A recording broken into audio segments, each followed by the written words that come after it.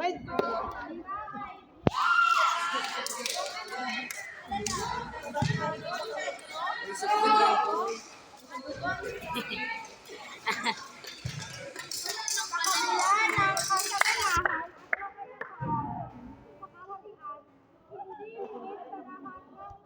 Birthday Toyo. Kapakaiba ng ugali ng tatlong prinsipyo na Don Pedro at Don Diego ay kilala bilang Juan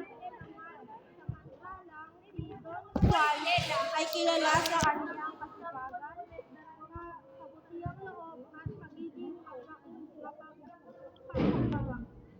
Isang araw, nagkasakit ng malubha si Hari Fernando sa kabila ng pagsisikap ng mga manggagamot. Walang sino man ang nakahanap ng lunas. Sa kanilang karamdaman, huwag isang isang matandang Amerikano nagbigay ng mahiwagang pakayam. Pwede mo isiman mo. Iman mo. Gitna na Ang ibong Adarna ay isang pambihirang lalaki na may tinig na kayang anumang nararamdaman at kahit na walang dito, inutusan niya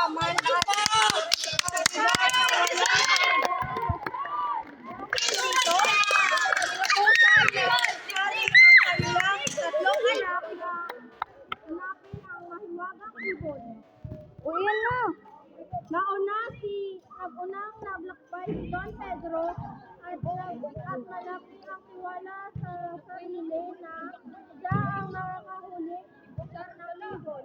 Ngunit sa kalagitnaan ng kanyang paglalakbay, siya ay hinaan ng loob at tumigil. At sumunod si Don Diego. Nagtiwala din sa kanyang sarili, ngunit tulad ng kanyang tangkulan ay hindi niya nagawang mahanap ang ibong at siya ay sumuko. Si Don Juan naman, sa kabila naman ng panganib,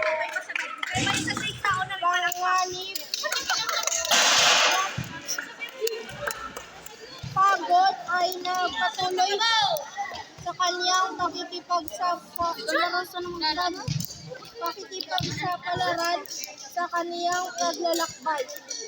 Nakilala niya ang isang matandang ermitanyo na nagbibigay sa kaniya ng marating niya ang bundok. Natagpuan niya ang ibong Adarna sa isang mahiwagang puno habang umaawit ang ibon. Nagpapalit-palit ito ng magagandang kulay gamit ang mahiwagang lambat na gawa ni Don Diego ay ni Don Juan na kaya at agad niyang ito nahuli. Dahil sa inggit, pinagtangkaan ni na Don Pedro at Don Diego na pagtulungan at saktan si Don Juan.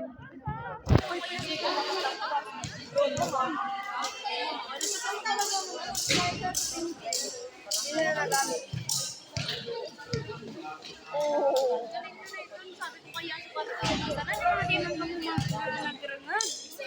Alam kaya ako magulong. Sayang mali. Lubot siya nakakarangag. Uy, kasgan man ninyo. Wala ka man nag-iingan.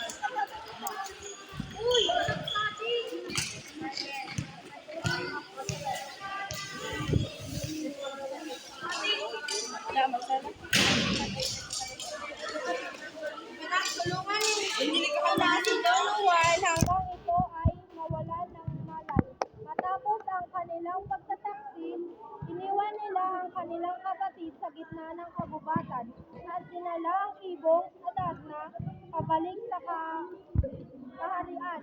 Pagdating sa palasyo, buong pagmamalaki, ipinakita ni Don Pedro at Don Diego ang ibong Adarna Uy, kay uy! Maring Fernando.